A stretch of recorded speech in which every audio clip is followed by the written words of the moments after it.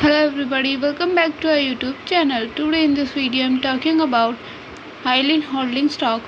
In this video we talk about stock pros and cons and technical analysis and latest news about it.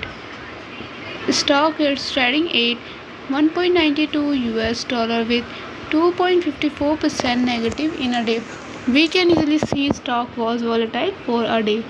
The volume of stock was recently not all-time high, so the fundamental stock is not better for today. Before buying and selling the stock, please consult your financial advisor. Today's video is done. Thanks for watching. Please subscribe my YouTube channel and like the video and also comment or related queries.